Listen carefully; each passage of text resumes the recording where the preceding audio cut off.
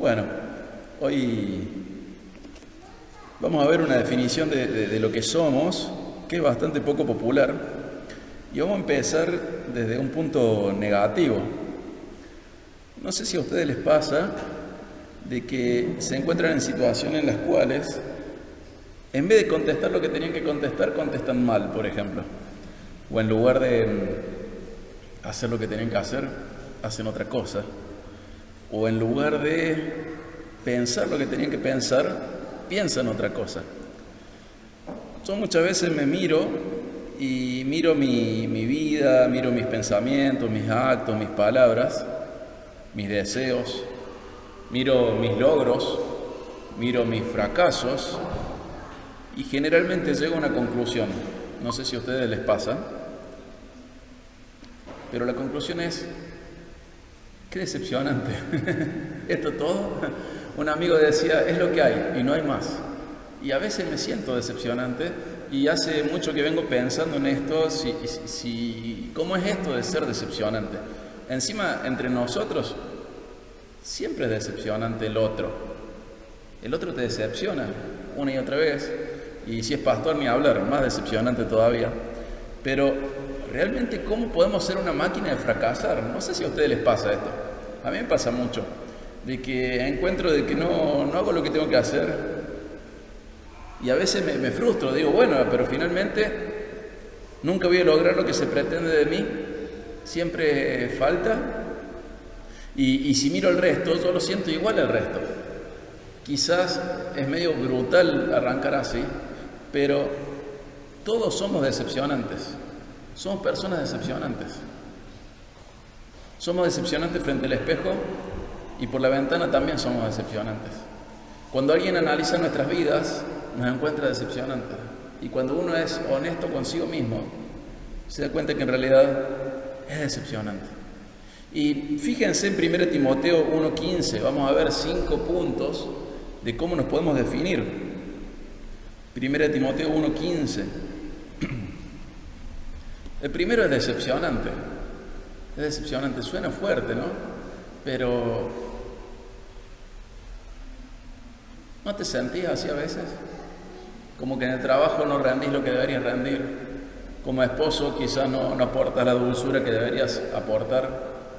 Como papá fallás y por ahí se asoma la ira. Como amigo a veces no estás. Como hermano en Cristo a veces decís algo que no tenías que decir. Somos decepcionantes. Y fíjense en 1 Timoteo 1:15, Pablo se reconoce de una manera que finalmente es decepcionante. Dice, palabra fiel y digna de ser aceptada por todos. Cristo Jesús vino al mundo para salvar a los pecadores, entre los cuales yo soy el primero. Y hay gente que cree que Pablo era el mayor pecador de la historia del cristianismo. No. Pablo es asimismo el mayor pecador que conoce. Y si uno baja un cambio y se pone a analizarse, se da cuenta que uno es el mayor pecador que conoce en profundidad. El mayor pecador que yo conozco soy yo mismo. Yo puedo saber algunas cosas de ustedes, puedo inferir algunas cosas, puedo sospechar algunas cosas, puedo tener certeza de algunas cosas, pero de mí mismo tengo certezas. Ninguno de ustedes es tan conocido en su pecado como yo me conozco a mí mismo en el pecado. Yo soy el primero que conozco, el primer pecador, o sea, el mayor pecador que conozco soy yo mismo. ¿Y cómo nos define la Biblia? La Biblia dice mucho, pero vamos a mencionar cosas que generalmente no se predican. El escritor de Hebreos es alguien que nos va a dar, entre líneas, también parte de nuestra descripción. Acompáñame a Hebreos 4, vamos a leer 4:14 al 16 y 5:1 al 3. Y está haciendo foco en el ministerio de Jesús, pero entre líneas habla de nosotros. Si estuviera haciendo una predicación expositiva de Hebreos, no haría el énfasis que voy a hacer ahora. Hago este énfasis porque es una predicación temática. Vamos a leer Hebreos 4:14 al 16 y Hebreos 5:1 al 3. Y luego les voy a preguntar cómo se ven ustedes reflejados o qué dice la Biblia de nosotros en este texto. Dice a partir de Hebreos 4:14 hasta el 5:3, dice, teniendo pues un gran sumo sacerdote que trascendió los cielos, Jesús el Hijo de Dios, retengamos nuestra fe, porque no tenemos un sumo sacerdote que no pueda compadecerse de nuestras flaquezas, sino uno que ha sido tentado en todo como nosotros, pero sin pecado. Por tanto, acerquémonos con confianza al trono de la gracia para que recibamos misericordia y hallemos la gracia oportuna. Porque todo sumo sacerdote, tomado de entre los hombres, es constituido favor de los hombres en las cosas a que Dios se refieren, para presentar ofrendas y sacrificios por los pecados. Puede obrar con benignidad para con los ignorantes y extraviados, puesto que él mismo está sujeto a flaquezas, y por esa causa está obligado a ofrecer sacrificios por los pecados, tanto por sí mismo como por el pueblo. ¿Qué han descubierto o qué han visto que dice la Biblia acá acerca de nosotros? ¿Alguna característica? ¿Quién me puede decir alguna? ¿Cómo? Ignorantes. ¿Qué más? Débiles. ¿Qué más? Extraviados.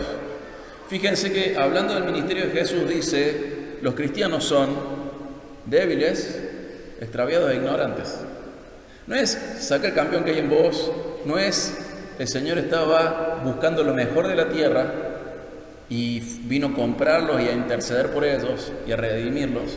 Dice el Señor que Él mismo ofrece su ministerio a aquellos que son débiles, ignorantes y extraviados. Somos eso, somos débiles, ignorantes y extraviados.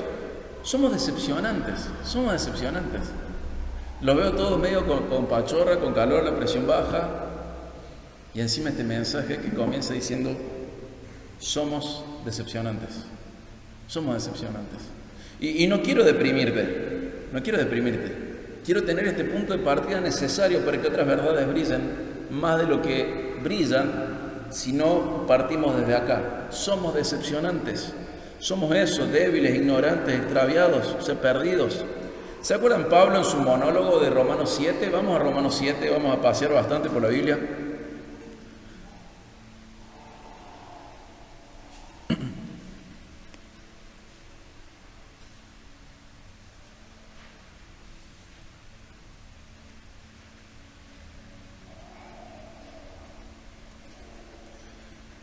Romanos 7:24, fíjense pero yo quiero diferenciar algo, no cómo se sentía Pablo, sino cómo se reconocía Pablo, ¿sí? Es una realidad. Dice, miserable de mí, 7:24, ¿quién me librará de este cuerpo de muerte? El 25, gracias a Dios por Jesucristo Señor nuestro. Así que yo mismo por un lado con la mente sirvo a la ley de Dios, pero por otro, con la carne, a la ley del pecado. Fíjense que Pablo, si ustedes luego leen todo el capítulo 7, dice, ¿cómo puede ser que yo conociendo la verdad no sea absolutamente libre de pecar? Vuelvo a caer. Ni hablar que no estamos hablando del pecado voluntario, no estamos hablando del pecado premeditado, sino que estamos hablando de nuestras flaquezas, de nuestras debilidades, de eso que te sale por reflejo, por naturaleza. No sé qué ejemplo darte de tu vida. Yo tengo un montón de ejemplos de mi vida. Si pasa algo con mi esposa, quizás reacciono mal, si me agarra mal parado. O en el auto, ¿viste? Alguien que hace algo incorrecto y no te sale. Dios te bendiga, vecino. A lo mejor no decís nada, pero por dentro tuyo decís, mira el sálame mínimamente. Se miran algunos. va aflojando. Pero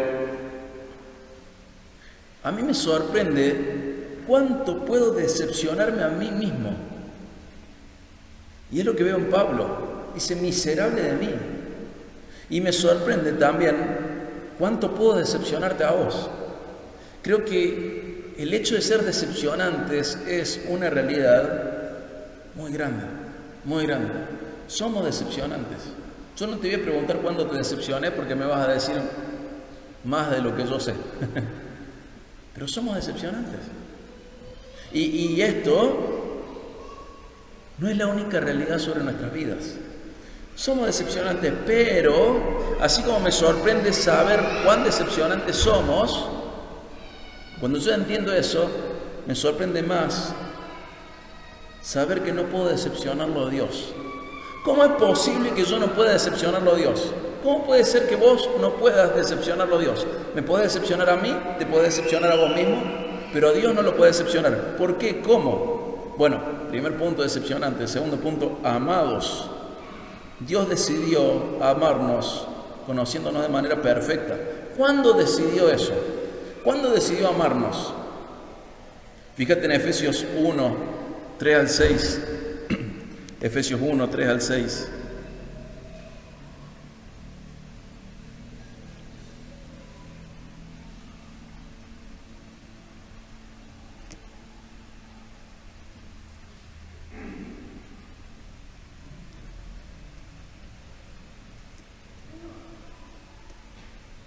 Fíjate si notas fácilmente cuándo decidió amarte Dios. Dice, bendito sea el Dios y Padre de nuestro Señor Jesucristo, que nos ha bendecido con toda bendición espiritual en los lugares celestiales en Cristo, porque Dios nos escogió en Cristo antes de la fundación del mundo, para que fuéramos santos y sin mancha delante de Él. En amor nos predestinó para adopción como hijos, para sí, mediante Jesucristo, conforme a la buena intención de su voluntad, para alabanza de la gloria de su gracia, que gratuitamente ha impartido sobre nosotros en el amado. ¿Cómo es esto de que no puedo decepcionar a Dios? ¿Sabe por qué? Porque el plan de salvación se definió de antes de la fundación del mundo y no fue por contingencia. Dios ya había diseñado esto. La elección se realizó también antes de la fundación del mundo y Él supo que eligió. Cuando hay decepción, hay cierto grado de desconocimiento. O sea, vos te encontrás con algo decepcionante, sospechabas que podía ser decepcionante o no sospechabas nada, pero es contingencia. Decís, me decepcionó. Pero cuando Dios decide amar, lo hace sabiendo todo lo que somos. En la eternidad pasada decidió salvarnos. Entonces no puedo decepcionarle a Él. Y esto es hermoso. ¿Por qué es hermoso? Porque influye en mi idea de relación con Él. Influye en mi idea de vínculo con Él. O sea, yo te puedo decepcionar a vos, me puedo decepcionar a mí mismo, pero no puedo hacer nada que decepcione a Dios. Yo puedo ofender a Dios, ese es otro punto. Pero no puedo, por contingencia, sorprender a Dios y que Dios diga, ¡ay, qué macana, compré algo que estaba malo! ¿Viste cuando compras un melón? Sí, vieron. Y los que saben qué hacen, hacen dos cosas. Primero, buscar el huequito y empujar ahí. Si está blandito, buena señal. Si lo lees y el olor es dulce, buenísima señal. Y si el color es un poquito más fuerte, buenísimo. Entre las tres cosas tenés un melón dulce, generalmente. Imagínate que lo abrís y no era blando, simplemente estaba golpeado. No era dulce, simplemente estaba amarillento por otra cosa. Y vos lo abrís y decís, qué decepcionante esto, yo esperaba otra cosa. Bueno, cuando Dios compra a su pueblo, no dice, ay, ¿sabes qué? Me equivoqué. Puedo volver para atrás a la eternidad pasada, así elijo otro, porque la verdad que Diego es muy decepcionante y vos también. No puede pasar eso, no va a pasar nunca eso. Es más, ¿te acordás 1 Corintios 1, 26 al 29? Fíjate 1 Corintios 1, 26 al 29. Dice, pues consideren, hermanos, su llamamiento. No hubo muchos sabios conforme a la carne, o sea, conforme a las normas humanas, ni muchos poderosos, ni muchos nobles, sino que Dios ha escogido lo necio del mundo para avergonzar a los sabios, y Dios ha escogido lo débil del mundo para avergonzar a lo que es fuerte. También Dios ha escogido lo vil y despreciado del mundo, lo que no es, para anular lo que es, y para que nadie se jacte delante de Dios. ¿Te das cuenta? Yo no me habría elegido para ser familia de Dios. Si yo fuese Dios, no me hubiera elegido a mí mismo. O sea, es imposible lo que estoy diciendo, pero ¿vos te hubieras elegido para ser hijo de Dios? ¿No hubieras elegido a alguien más picante, más poderoso, con las cosas más claras, un exitoso, un fuerte, alguien que no se quiebra? Vos y yo nos quebramos. Alguien que no fracasa, vos y yo fracasamos mucho. ¿No hubieras elegido al canchero, al que siempre le salen bien las cosas? A mí no me salen bien, me salen mal. Pero Dios dice, yo elegía esto. ¿Cómo yo podría decepcionar a Dios si Él sabe lo que eligió? Débiles, ignorantes, perdidos, lo peorcito del mundo. Y esto podría ser deprimente, pero Dios tiene un plan. Yo no quiero deprimirte, quiero resaltar una realidad para que brille más fuerte otra realidad, ¿sí? Para que brille más fuerte el amor que Dios volcó sobre tu vida. Dios decidió amarte y te eligió. ¿Te acordás de Efesios 1? Vuelve a Efesios 1, 3 al 6. Vamos a marcar algunas cosas de Efesios 1, 3 al 6. Primer punto, decepcionantes. Segundo punto, amados. Fíjate lo que dice Efesios 1, 4. Nos escogió antes de la fundación del mundo. Y sí dice, para que fuéramos santos y sin mancha delante de Él. Y el 6 dice, para la alabanza de la gloria de su gracia. O sea, Dios eligió, según este pasaje, por dos propósitos, para dos propósitos. Transformarte, haciéndote santo, y para que su gracia fuese alabada. ¿Sí? Si no hay pecado, si no hay decepción, mejor dicho, si no hay fracaso, no puede haber gracia. La gracia existe solamente sobre el pecado, sobre el pecador. No hay gracia, hay misericordia, hay amor. Pero si vos no fueses ignorante, débil, extraviado, lo peor del mundo, Dios no podría expresarte su gracia. Sos amado por lo que Dios es, a pesar de lo que vos sos. Quiero que seas consciente de dos cosas, de lo que realmente sos, para que seas más consciente de cómo realmente te ama Dios. Dios te ama perfectamente, plenamente, y no hay ninguna cosa que vos puedas hacer para que Dios te ame menos. Ninguna cosa. Entonces, en base a esto, teniendo en cuenta el plan de Dios, ¿sabes qué podrías hacer para no decepcionar a Dios? Nada. Nunca podrías decepcionarlo a Dios. ¿Sabes qué podrías hacer para que Dios te ame más? ¿Sabes qué podés hacer para que Dios te ame más? Nada. Dios te ama perfecta y plenamente en Cristo Jesús. No podés hacer nada que decepcione a Dios, porque Dios ya sabe todo lo que vos ibas a hacer y te eligió antes de la creación. Y no podés hacer nada para que Dios te ame más, porque ya te ama en Cristo Jesús. Pasa que si no comenzamos desde el punto de partida de que somos decepcionantes, estas realidades no brillan tanto. No brillan. Vos a lo mejor podés estar tentado a pensar que Dios te eligió porque vos eras regroso, porque Él no se quería sentir solo en el cielo, porque a vos algunas cosas te salen bien, por tus éxitos en la tierra. Pero no es lo que dice la Biblia. O sea, si yo sé cuán decepcionante soy para mí mismo y para los demás, entiendo lo que realmente soy. Soy eso, pero también soy amado por Dios. Conociéndome de manera perfecta, Dios decidió amarme de manera absoluta. Entonces podemos tener un conflicto, ¿sí? Estamos hablando de decepción, no de ofender a Dios. Ese es otro tema. Pero si yo soy decepcionante, igual soy amado y soy absolutamente amado y no puedo hacer nada para que Dios me ame más o me ame menos, podemos caer en otro monólogo de Pablo. Entonces esto es una licencia para pecar. Si no puedo hacer nada para que Dios me ame menos, tampoco puedo hacer nada para que Dios me ame más, ¿es una licencia para pecar? Bueno, tercer punto. Dios nos eligió para ser transformados. Somos decepcionantes, somos amados, pero Dios tiene un propósito, es transformarnos. Es transformarnos. Dios está comprometido con eso. ¿Se acuerdan Filipenses 1:6? Pablo dice que está seguro de algo, que Dios va a continuar una obra que comenzó, ¿se acuerdan? Y la va a perfeccionar. Dios está comprometido con transformar tu vida. Acompáñame a Romanos 6, 1 y 11. Y dejad de ahí en Romanos porque vamos a ver 3 pasajes de Romanos. Romanos 6, 1 al 11.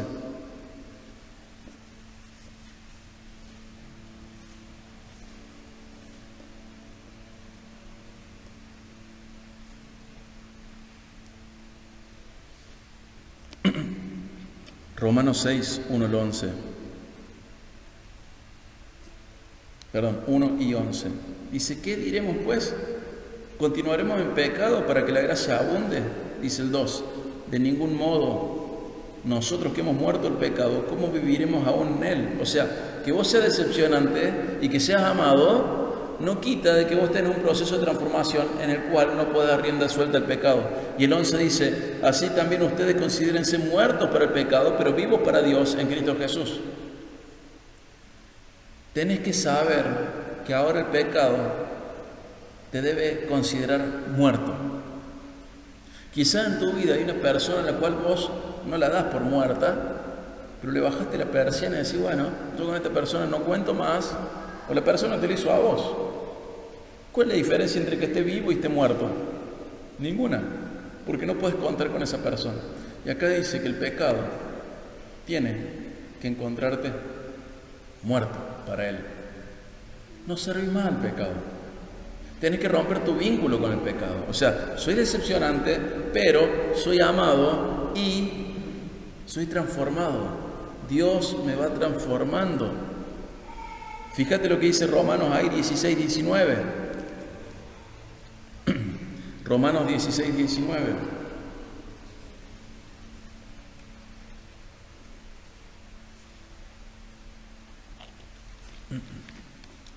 Dice, porque la noticia de la obediencia de ustedes se ha extendido a todos. Por tanto, me regocijo por ustedes, pero quiero que sean sabios para lo bueno e inocentes para lo malo. ¿Cómo es esto de ser inocentes para lo malo? Es ser ingenuo para hacer el mal. El cristiano no puede hacer cosas malas a propósito. Si una persona maquina el mal, tenés una señal de que posiblemente no sea cristiana. Va a hacer mal, vos vas a hacer mal, yo voy a hacer mal, pero estar pensando en hacer mal, eso no es de hijos de Dios. Dios se exige que sus hijos sean ingenuos para lo malo, sean inocentes para lo malo, no sepan cómo hacerlo. ¿Se acuerdan la mujer de Proverbios, la mujer adúltera? ¿Vieron cómo maquina ella, Proverbios 7? Ella va maquinando cómo hacer caer a ese varón. Proverbios también dice o Salmos también, dicen que la persona se acuesta pensando cómo va a hacer el mal. Está con eso en mente. Un verdadero cristiano no puede vivir así. No es pícaro. Es decepcionante. Es caído. Es ignorante, extraviado. Es débil.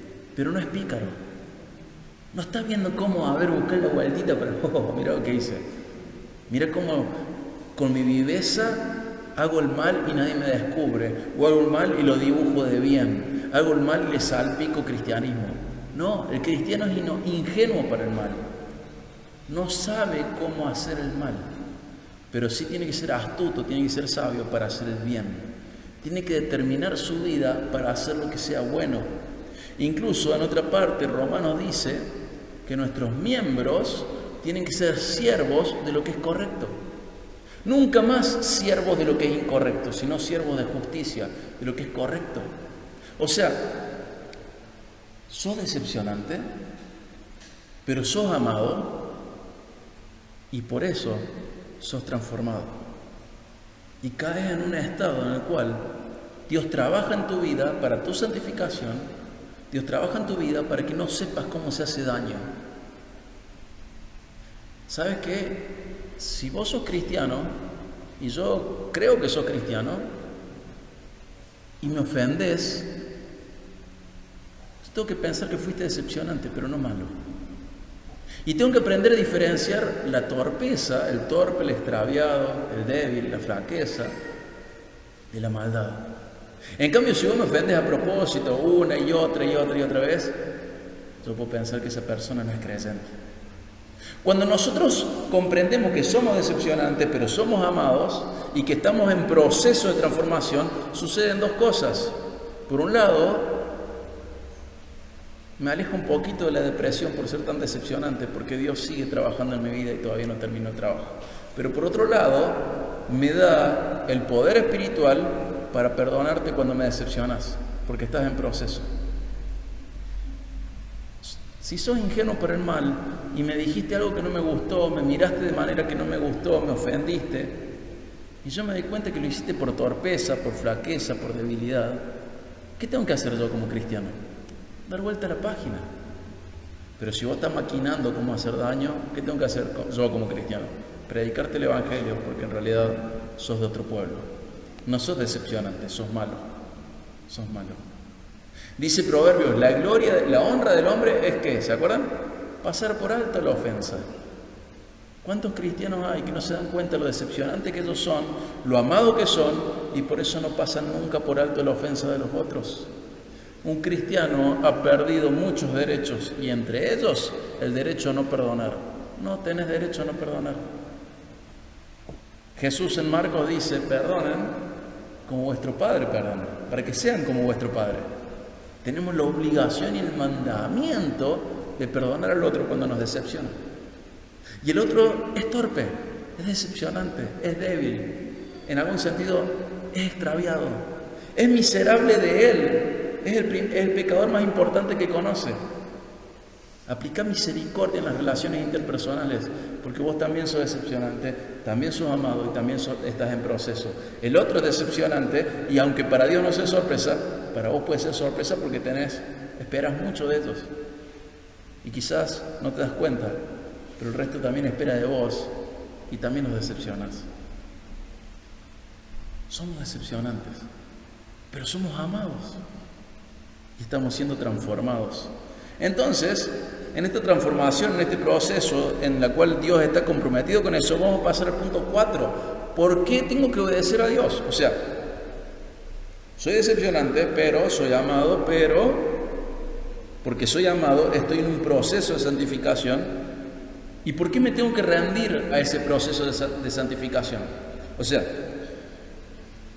¿por qué tengo que someterme a Cristo en ese proceso de santificación?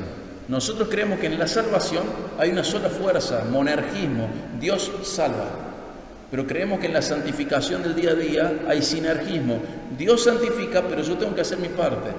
De alguna manera cooperamos con Él en nuestra santificación diaria. Él hace casi todo, obviamente. Pero ¿qué dice el Señor? Sean santos porque yo soy santo. Él te exige que vos crezcas en santificación. ¿Por qué voy a crecer en santificación? En el viejo pacto había un pacto de obras, ¿se acuerdan? En Deuteronomio 28 dice: hace bien, ¿para qué? Para que te vaya bien. Si haces mal, ¿qué te va a pasar? Te va a ir mal. Tienes que hacer bien todo bien, con un corazón con buena gana. Y si cumplís todos los mandamientos y además los haces todos con buena gana, te va a ir bien. ¿Eso nos conviene, ese pacto? De ninguna manera, porque nadie hace todo bien, nadie cumple todos los mandamientos, y mucho menos de buena gana. Pero en el pacto nuevo encontramos que damos vuelta a la cosa. Yo sé que lo he dicho muchas veces, pero hace como un año que no lo digo. Pero Romanos 12 nos dice por qué tenemos que ser obedientes. Acompáñame a Romanos 12, 1 al 2. ¿Por qué tengo que ser obediente? ¿Sabes por qué? Por agradecimiento.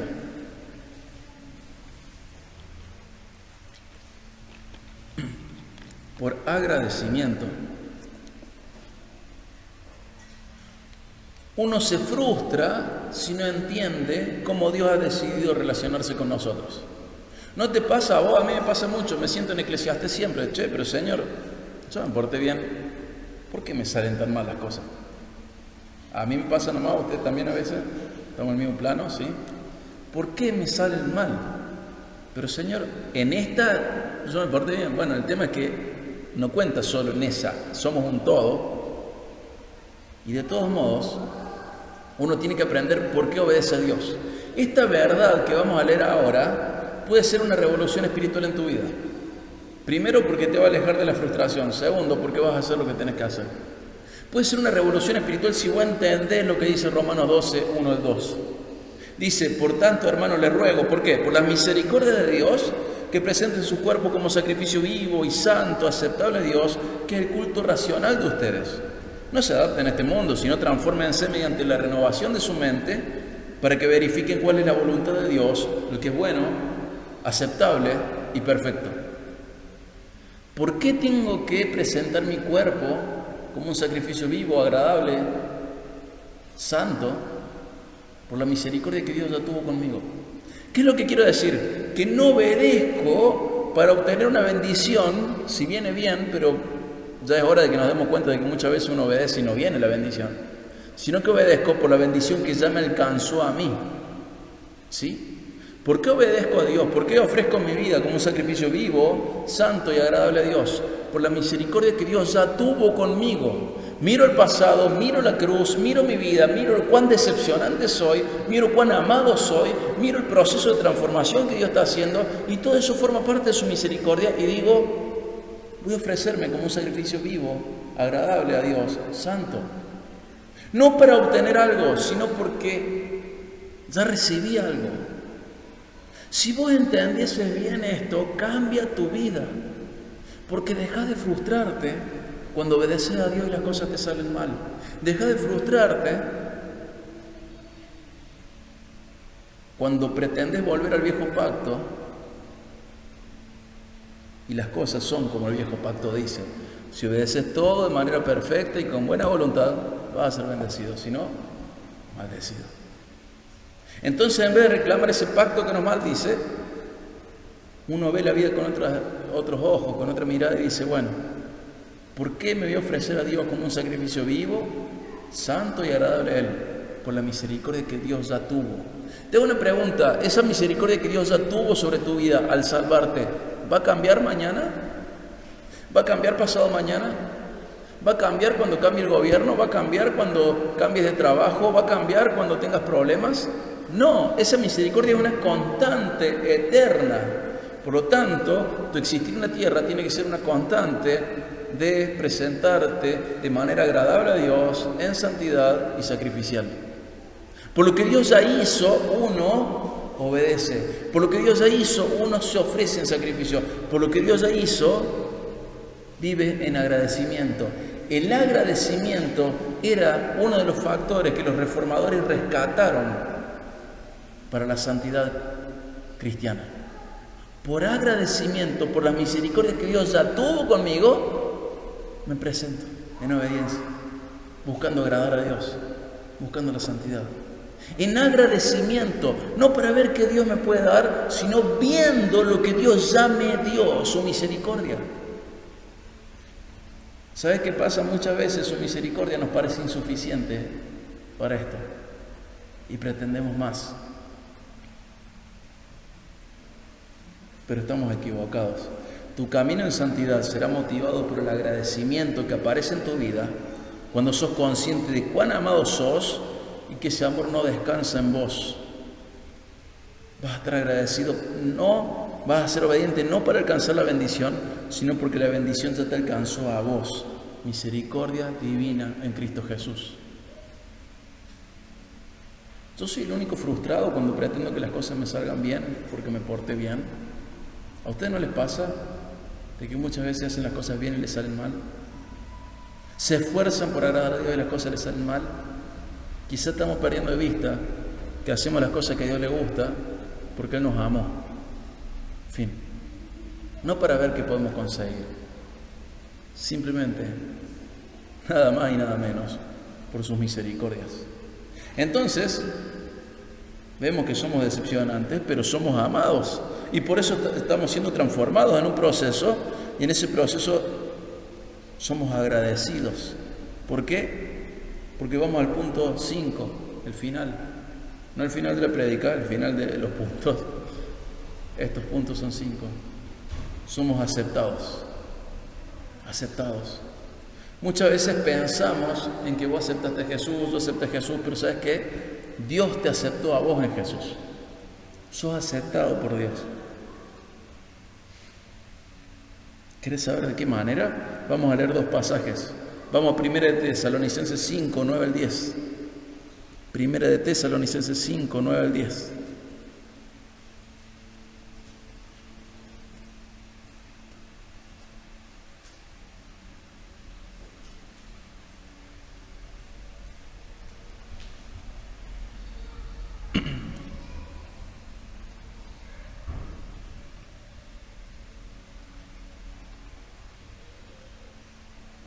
Primera de Tesalonicenses 5, 9 al 10. A mí me maravilla esto. Dios no nos ha destinado para ira, sino para obtener la salvación por medio de nuestro Señor Jesucristo, que murió por nosotros, para que ya sea que estemos despiertos o dormidos, vivamos junto a Él. ¿Te das cuenta? Dios, al elegirte, a pesar de que pueda ser decepcionante para vos mismo y para otros, decidió amarte decidió transformarte progresivamente, te muestra que tienes que ser agradecido por su misericordia y te acepta para vivir junto a Él. Yo solo conviví con mi familia y con mi esposa, nunca conviví con otra persona. Con mi familia, con mis padres y ahora la familia que formé. Nunca viví solo con alguien que no sea mis padres y luego mi esposa. No sé si alguno tiene experiencia en eso, seguro que sí. Pero hay que aceptar un compañero de alquiler, ¿no? No es fácil. Muchos la pasan mal. Muchos hacen las cosas de manera diferente. Hay un choque cultural. Con los padres también y con la esposa también, ¿verdad? Pero ¿vos te das cuenta que Dios te ha aceptado para vivir junto a Él? Qué muestra de amor increíble es saber que Dios te ha aceptado para vivir junto a Él, para siempre. Y dice, no vas a ser objeto de ira, sino que el propósito de Dios con vos, ¿cuál es? Tu salvación en Cristo Jesús. Yo he sido objeto de ira y seguro que otra persona ha sido objeto de mi ira. Esos momentos en los cuales te dan ganas de agarrar de los hombros a alguien y decir, reacciona o pórtate bien. Hemos sido objeto de ira. Otro ha sido objeto de tu ira. Quizás físicamente, quizás verbalmente, quizás solo mentalmente. Pero vos sabés qué increíble que Dios te diga, no vas a ser objeto de mi ira, sino objeto de mi salvación. Y te acepto para vivir junto a mí para siempre. Sos aceptado, sos aceptado. Fíjate cómo lo dice Romanos 5, 1 al 2. Romanos 5, 1 al 2.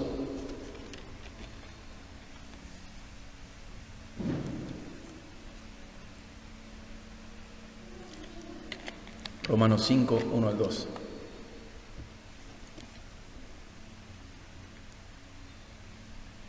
Por tanto, habiendo sido justificados por la fe, tenemos paz para con Dios por medio de nuestro Señor Jesucristo, por medio de quien también hemos obtenido entrada por la fe a esta gracia en la cual estamos firmes y nos gloriamos en la esperanza de la gloria de Dios. ¿Ves? Has sido aceptado para vivir junto a Él y en paz. Vos podés aceptar a alguien para que viva con vos. Eso te va a costar, va a ser difícil. Pero vos sabés que Dios te diga, venís a vivir conmigo en paz.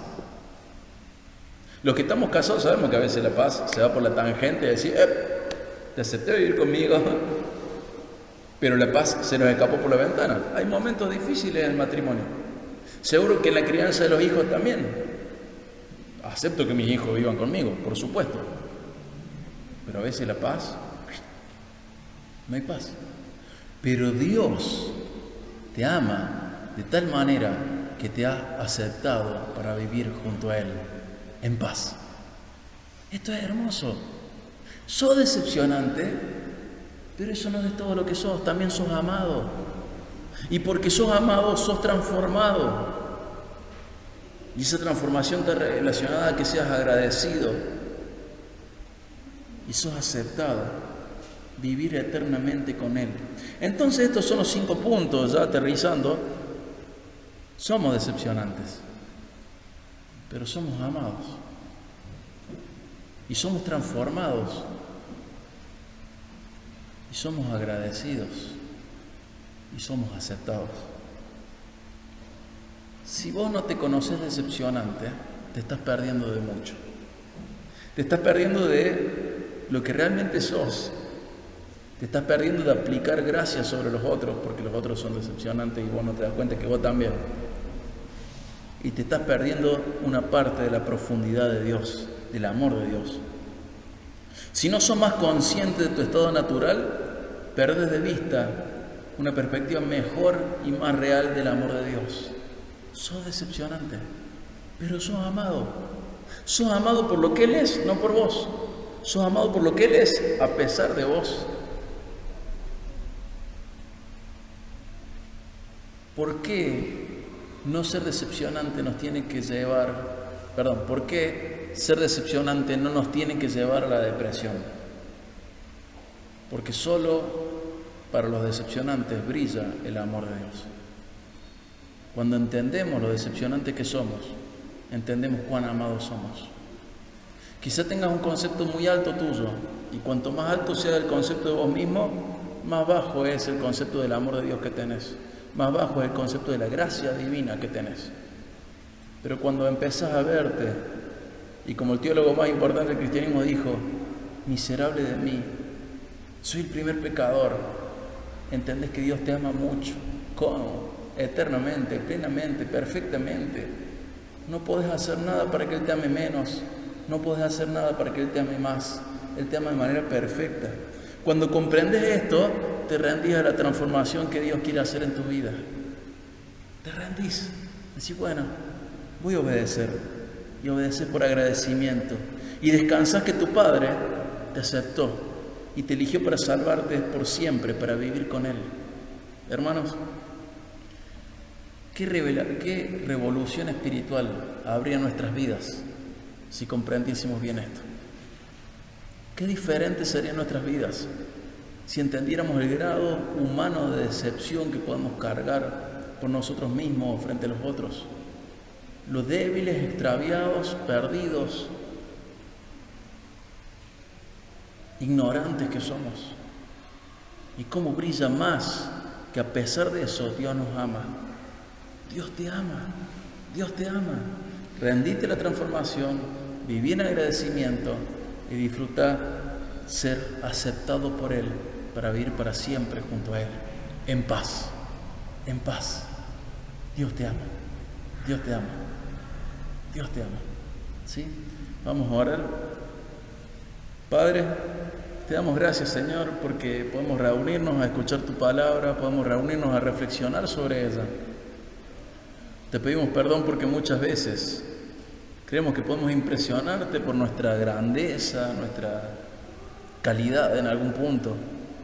Ayúdanos a reconocernos como lo que realmente somos, extraviados, ignorantes, débiles, lo peorcito. Porque entendiendo eso, entendemos mejor tu amor y brilla más. Nos elegiste a pesar de lo que somos, para transformarnos y para aceptarnos para vivir en paz junto a vos para siempre. Te damos gracias, Padre, porque nos amás por lo que vos sos y a pesar de lo que nosotros somos. Gracias, Señor.